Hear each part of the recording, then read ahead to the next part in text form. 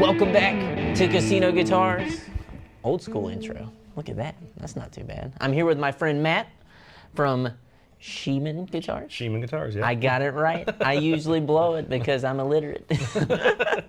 But Matt is an awesome, unique builder from North Carolina, right here in our backyard. And we actually met well before Woodwire and Volts, but he went out to Woodwire and Volts because he was invited. Yep. Because he makes awesome guitars, which I have to the right of me. There will be some demos interspliced with this video, so you should see all that and my mediocrely bad playing. And you can check them out. But today, I wanted to bring Matt on to talk about not only all of his great guitars and what he had going on in Woodwire and Volts, but his journey to getting here today. Great. So, Matt, tell the people where you're from exactly. I'm from Fuquay-Varina in North Carolina. This was like an hour from here. Yeah. Originally from Ohio, did a bunch of things other places, but yeah, Derek's been here from since. Ohio. Oh yeah, been here since 2020. Yeah, Sick, man. Now, how long have you been building guitars? I've been building guitars since probably 2022, so pretty new. Yeah. With it. Well, I know from, I think it was back at that point probably whenever we first met and you came by the shop. Yeah, I was basically like, I don't know what I'm doing. Can you tell me how to make these better? What, like it's cool to see the process of somebody learning and like you starting that soon. I didn't realize you had started that soon before. Yeah, I mean, looking back now, those guitars were really impressive for somebody who those were just literally started. the first guitars I ever made.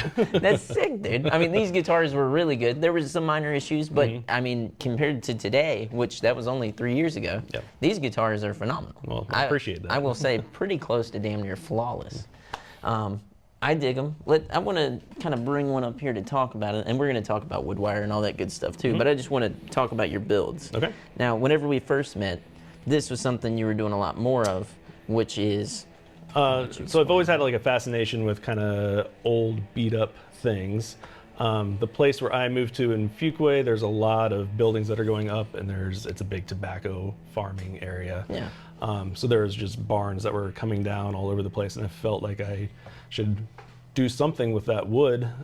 So I reached out to a couple people that were having the barns taken down. So I went in and took them down with them, and we've made a bunch of guitars now out of the old wood from the tobacco barns. Yeah. And I'll say too, it may be hard to tell via camera, even if we were to take photos of them.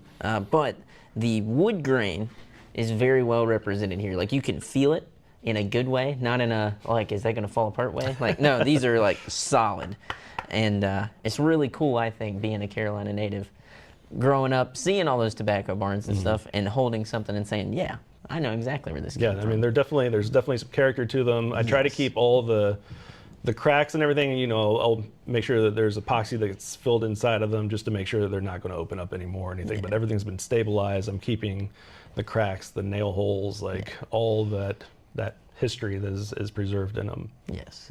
Now, with your necks and stuff too, I will say, Matt's necks originally had a couple issues, and he has like come back swinging. Like whenever you came and brought us the guitars before Woodwire, I was like, oh my God. Like he like knocked it out of the park, dude. It's like you got it down. Thank you. All the necks are phenomenal. I love the flame maple. You're using a lot of different woods. One of my favorites, I'll break out here in a second, has a really cool Ziracote neck, which you were telling me about. I dig all that stuff. What do you think, was that the hardest challenge to overcome whenever you started building, was figuring out this part of the guitar? The necks are 100% the hardest part of making a guitar, in my opinion anyways. But it was also, my background is in pottery, so I was a potter before that. Yeah.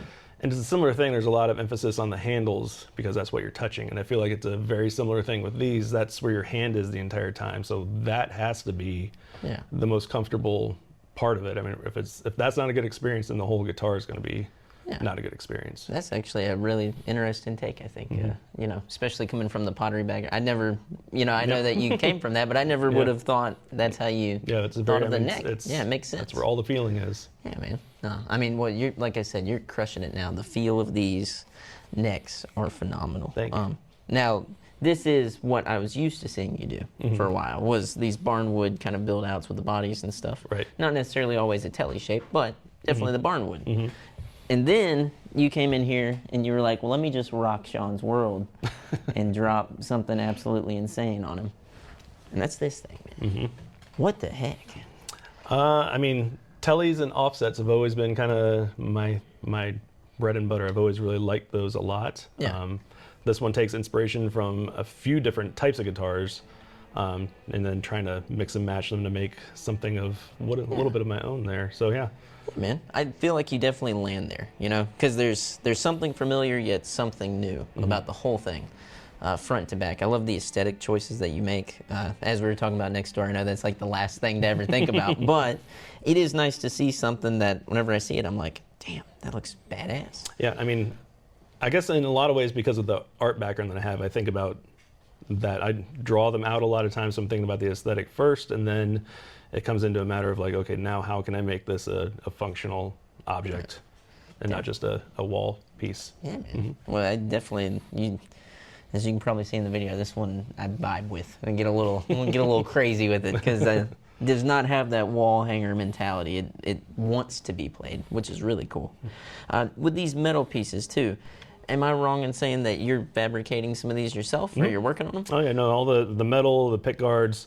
I'm making everything basically except for the hardware and pickups. So these ones are hand wound pickups by a guy, Josh Randall, up in, I believe, Iowa. It's called Humble Pickups. Yeah. But yeah, kind of chose those along with the pick guard and everything to kind of make the aesthetics all work together. Well, these pickups sound great. This is the only guitar I've heard those in, so they're really nice. I enjoy those a lot. Yeah, man. Heck yeah. Well, let's move into this last one, which I think is also in the newer batch of things. And the first thing that struck me was the awesome paint job on this once again. Not bringing it all down to aesthetics, but this to me seems like your version of what a Strat would be. This is 100% what it is. I've always had kind of a love-hate relationship with a Strat, so I wanted to take that and make it my own version of what a Strat would be. I feel like you've done a great job with that. I love the aesthetic of the pick guard for one, to the metal plate that you added here. Being a big Strat player, the most frustrating thing in the world is if I got to do something here and I got to take it all off. Right. It's really nice to have that functionality. As well as this is just like a fun guitar to play. Once again, the neck is great on it, felt great. I was thoroughly impressed with that and the build out of it. And also, once again, you can't really tell probably on the camera, but the wood grain, once again, is so represented here in such a unique way. It's like, it's knowing that it's made out of wood and also seeing that the paint is sunken in such a way that it feels like it's a part of the body. Which is really cool. I feel like we're used to seeing, Yeah, I don't want to do like a poly just sheen that covers up. I mean, some of the grains in the wood are just so beautiful. You want to kind of be able to express that, have that actually come through and not just cover it all up. Yes, I feel like the main comparison that I can make is if you've ever seen like checking on a custom shop or a vintage guitar, and how you can't really see it on camera, but then whenever you see it in the right light, it pops out. The wood grain on this instrument is popping out as much as that does, and it is gorgeous. I really dig what you're doing with the paint. Thank you. And then also, of course, like I said, the guitar. The guitar rips too. A little kill switch in there too. I didn't use that too much in the demo because I was like, I want to showcase everything here. Right. But that is sick. That is just a nice little touch. Yeah. It's a thing you can use or not use. Yeah, man. No, you're crushing it. All right. Well, now that we've talked guitars, let's talk about Woodwire. Let's talk about that experience, flying out to California. How did it all start? Let's start there. I got a message from Curtis Novak on, I don't know, a couple months beforehand, just sending me an invite to it. So that in of itself was like kind of mind blowing to, he's such a name in the industry and everything. So when I met him, I was like, it's like I'm shaking hands with a rock star. Yeah, exactly. Man, you're awesome. Like he was like, no, I'm nobody. I was like, no, you're Curtis Novak. He's so humble. He's so humble. Like very down to earth guy. Yeah. But yeah, it was an amazing experience going out there and just being in a room of. I definitely felt like the new guy, just like in awe of everybody that was out there. It was extremely inspirational to be there and see all of them. Yeah. That's cool, man. What I'm not going to do the thing where it's like, who was your favorite? But was there anything that you saw there that you came back home with ideas of like, man, I'm inspired to do something like that? I mean, there's definitely, Tone Ranger guitars I thought were really cool. And he's doing a similar thing where he's using wood that is reclaimed in Southern California. Different aesthetic and everything than what I'm doing with the barn wood, but a similar, idea behind it and everything. His guitars are beautiful. I mean, Castadosa, you can't get. Yeah, I mean. That's a bad man right Yeah. there. He knows. My spicy boy, he knows. Yeah. That's Carlos, baby. My booth was right next to Built Guitars, so I got to be able to talk with them. And Those guys are great. Yeah, they're fantastic. Yes. And their work is very much like what my aesthetic is geared towards too. So it was cool to hang with them and all that. I was gonna say the one thing that unified everybody, outside of it feeling like a really cool hang and everybody hanging out and having a good time, was that everyone in that room values not only the quality of their product, but the idea of the aesthetic and what all of that encompasses. Whether that is the finished product of the guitar, the way it's packaged, the way you're presenting it. Yep. Everybody had their own play in that, but that was a common thread that I saw. It was, yeah. And it was just an open place in general. Like, it was just a bunch of makers presenting their things that they made, and you actually got a chance to meet the people and talk with them and all that. It was, it wasn't overly loud. It was a comfortable just place to be. Yeah, it felt like it. It felt like a good solid hang all around, and it felt more like a showcase of artists than it did a showcase of like, hey, we're trying to sell stuff. It was like, it was hey, very here's much the thing I crafted. Yeah. Here's the people and here's what they made. Yes, exactly. It's really cool. Yeah. Now, let me ask you the big question. If it happens again, will you be going again? I mean, Curtis Novak, I would like to come again. Yeah, if I get the invite again, I would 100% go again. Yeah. Well, that's awesome, dude. Any other key takeaways, and I guess too, what are some challenges as a builder that you're having now after having a few years in? I feel like you're established. I see a lot of your stuff being pushed around online really good. Well, good. Yeah. I mean, I think for anybody that makes, trying to balance the business aspect with the making aspect is always a challenge with all that. If I could hand off selling, I hate selling the guitars. I just don't enjoy that aspect of it, but it's a thing that you have to do. Yeah. I'd much rather just make them and move on from there. If I could hand off every guitar I ever made, that would be the best thing. Yeah, dude. But yeah, I think for anybody trying to balance those two hats is the hardest thing. Yeah, well, it goes back to the old saying about the music and the music business, right? Yeah, it's exactly. two separate things, and it's no fun, one of them, I'd say. Right.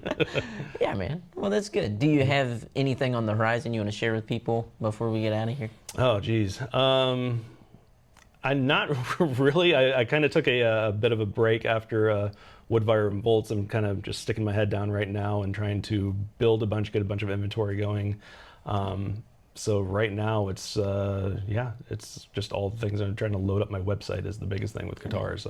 So they can find you at your website? Yes, SchiemanGuitars.com. There you go. We're going to have that down below for you as well, so you can check it out there. If you go and check out his Instagram, you got a bunch of cool stuff. He's always posting the guitars on there. That's where I usually find and hunt things down because I'm weird and young and crazy. But it's really cool. You do a good job of posting them and showing them in really unique places too, which I always admire. I'm like, oh, that's cool. I live out in the boonies by a bunch of train tracks. Exactly, dude. That stuff's dope. It's like, look at that. That's sick, man. Anything that you've seen here, I believe, is for sale. So if you'd like to purchase it, reach out to him via Instagram or his website. And you do some custom work too, I think. Yeah, right? most of the work that I actually do is custom made. So if you see something on the website that you don't want and you have an idea, just reach out to me and we'll make that happen. There you go, dude. Sounds like you know what you need to do. You need to hit like, hit subscribe, go follow Matt and all of his links and socials, and hit the bell so next time you want to watch a video where we talk about cool stuff, you can come and talk about it. Matt might be here again. Who knows? All right. We'll see you guys next time.